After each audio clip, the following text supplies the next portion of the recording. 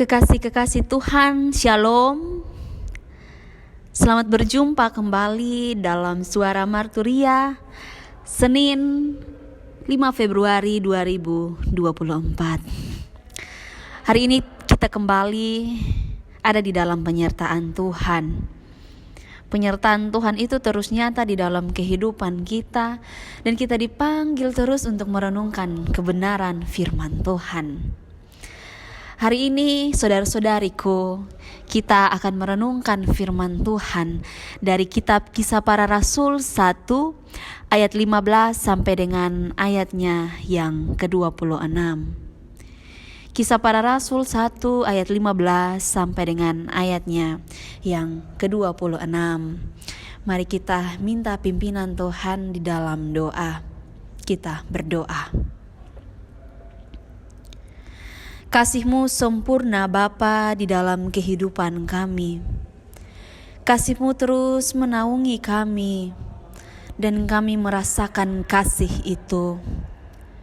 Di dalam kehidupan kami yang terbatas, di hari baru ini Bapa, kami mohon penyertaan-Mu di dalam kehidupan kami. Firman-Mu akan mengiringi langkah kehidupan kami. Mari berfirman kepada kami ya Bapa, karena kami sudah siap untuk mendengarkannya. Amin. Kisah Para Rasul 1 ayat 15 sampai dengan ayatnya yang ke-26. Matias dipilih menggantikan Yudas. Pada hari-hari itu berdirilah Petrus di tengah-tengah saudara-saudara yang sedang berkumpul itu. Kira-kira 120 orang banyaknya. Lalu berkata, "Hai saudara-saudara, haruslah genap nas kitab suci yang disampaikan Roh Kudus dengan perantaraan Daud tentang Yudas, pemimpin orang-orang yang menangkap Yesus itu. Dahulu ia termasuk bilangan kami dan mengambil bagian di dalam pelayanan ini. Yudas ini telah membeli sebidang tanah dengan upah kejahatannya. Lalu ia jatuh tertelungkup dan perutnya terbelah sehingga semua isi perutnya tertumpah keluar. Hal itu diketahui oleh semua penduduk Yerusalem, sehingga tanah itu mereka sebut dalam bahasa mereka sendiri Hakal Dama, artinya tanah darah.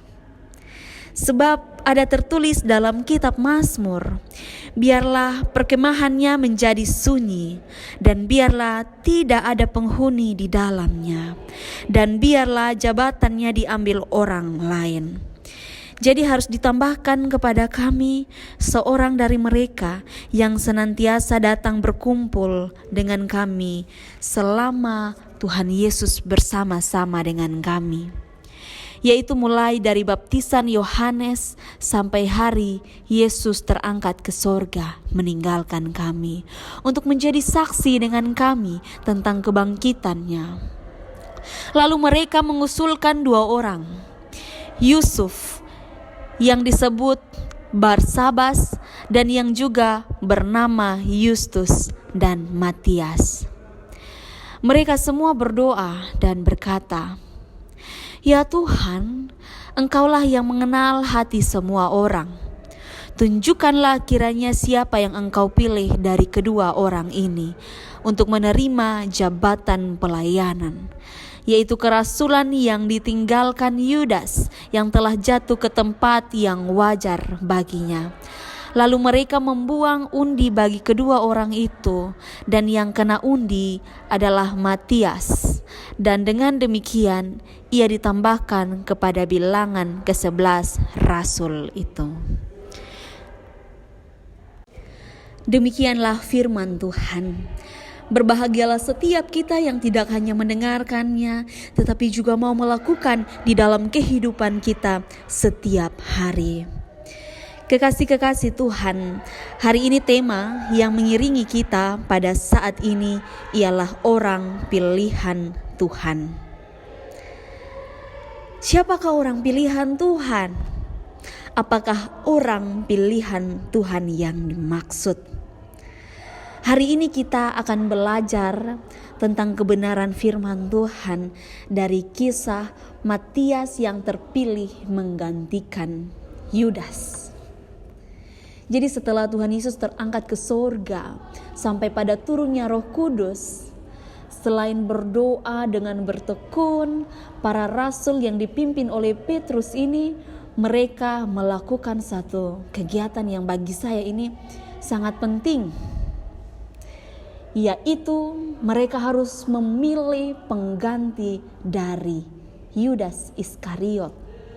Yudas Iskariot yang mati bunuh diri. Dan kisah ini sangat dramatis ya. Kejahatannya lebih mencintai uang daripada setia di dalam pelayanan kepada Tuhan. Kalau kita baca ya di 1 Timotius 6 ayatnya yang ke-10. Akar segala kejahatan ialah cinta uang. Sebab oleh memburu uanglah beberapa orang telah menyimpang dari iman dan menyiksa dirinya dengan berbagai-bagai kejahatan. Dan ini Bapak Mama, ini yang dialami oleh Yudas. Sampai pada akhir hidupnya, kematiannya sangat tragis. Kita belajar ya, bagaimana ketika seseorang diberikan tanggung jawab, ia tidak melakukannya dengan baik. Dan kemudian Petrus dan teman-temannya melihat bahwa harus ada orang yang menggantikan posisi Yudas. Dan orang yang menggantikan posisi Yudas ini harus orang yang tidak sama dengan Yudas. Artinya orang yang benar-benar punya panggilan pelayanan kepada Tuhan. Jadi ketika orang dipanggil untuk melayani, berarti ada persyaratan khusus. Kita bisa melihat ya, ketika kita mau memilih orang untuk memimpin kita, untuk melayani kita, pasti ada kriteria-kriterianya. Dan persyaratan yang ditekankan di sini ialah hendaklah seorang rasul ini memiliki persekutuan dengan saudara seiman dan dengan Kristus. Jadi hubungan antara Tuhan dengan saudara seiman itu harus benar-benar dibangun dengan baik. Bagaimana jika tidak dibangun dengan baik? Maka persekutuan antara keduanya tidak akan berjalan dengan baik. Jadi mari kita merenungkan firman Tuhan. Apakah kita mau menjadi orang pilihan Tuhan atau tidak? Kalau kita mau menjadi orang pilihan Tuhan, kita harus benar-benar menunjukkan bahwa kita benar-benar layak untuk dipilih oleh orang lain. Karena Tuhan sudah lebih dahulu memilih kita. Jadi saudara-saudariku, kalau hari ini Tuhan memanggil kita untuk ada di dalam pelayanan dalam keluarga, pelayanan di dalam pekerjaan kita, pelayanan di dalam lingkup gereja, mari kita jawab pelayanan itu dengan baik, supaya nama Tuhan dipuji dan dipermuliakan. Supaya ketika Tuhan memanggil kita, Tuhan memilih kita, pada akhirnya kita bisa mempertanggungjawabkan apa yang menjadi keputusan kita untuk mengikut Tuhan. Jadi di sisi lain juga, kita sebagai orang-orang yang mau memilih seorang pemimpin, kita jangan salah pilih. Harus ada kriteria yang kemudian kita bangun di sana. Jadi kita buat indikator-indikatornya, saudara-saudariku. Orang yang memimpin, sebagai seorang pemimpin, dia harus punya relasi yang baik dengan Tuhan. Jadi kita jangan salah pilih. Kesalahan terbesar yang tidak bisa dicegah adalah ketika kita memilih pemimpin yang salah untuk satu kepemimpinan. Kadangkala tanpa kita sadari, kecenderungan kita memilih seorang pemimpin berdasarkan apa yang nampak dari luarnya. Kita akan memasuki pesta demokrasi. Dan hari ini kita merenungkan ini secara baik. Apakah kita sudah punya pilihan? Dan apakah pilihan kita itu benar-benar seorang pemimpin yang berdasarkan apa yang Tuhan kehendaki? Artinya berdasarkan apa yang bukan saja nampak dari luar, tetapi juga nampak dari dalam. Kita melihat kemampuannya, kita melihat kehebatannya, kita melihat apa yang dimiliki oleh orang itu. Tidak hanya itu,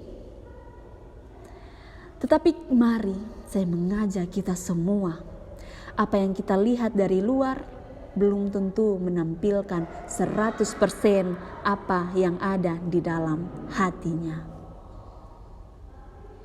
Jadi mari kita bergaul dengan Tuhan. Ketika kita mau memilih, kehendak bebas kita itu benar-benar kita gunakan dengan baik. Jadi jangan salah pilih. Ketika kita melihat orang itu punya kemampuan, dan orang itu bisa memberikan damai sejahtera di dalam pelayanannya kepada siapapun, mari kita dukung itu di dalam kemampuan kita untuk memilih seorang pemimpin.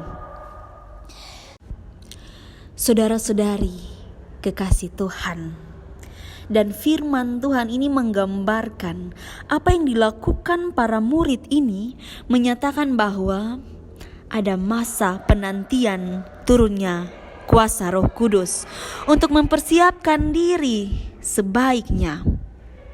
Para murid ini benar-benar ingin melaksanakan misi penginjilan, tetapi untuk melaksanakannya mereka harus benar-benar menyiapkan diri dan dapat dipandang sebagai orang-orang yang layak menjadi saksi kebangkitan Kristus.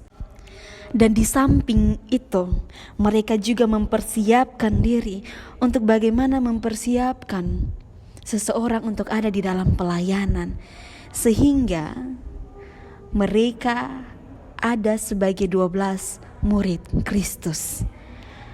Melalui undi terpilihlah nama Matias. Saya merefleksikan ini. Kira-kira Matias ini adalah orang yang benar-benar dipilih oleh Yesus. Ini bagian yang kemudian harus kita refleksikan. Ada 2 nama yang didoakan dan meminta pimpinan Tuhan untuk menentukan pilihan.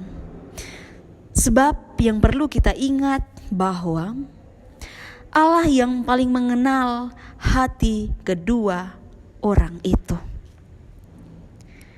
Jadi segala sesuatu itu harus dilakukan dengan doa. Dimulai dengan doa supaya hasilnya itu benar-benar dari Tuhan. Jadi mari kita terus bergaul dengan Tuhan.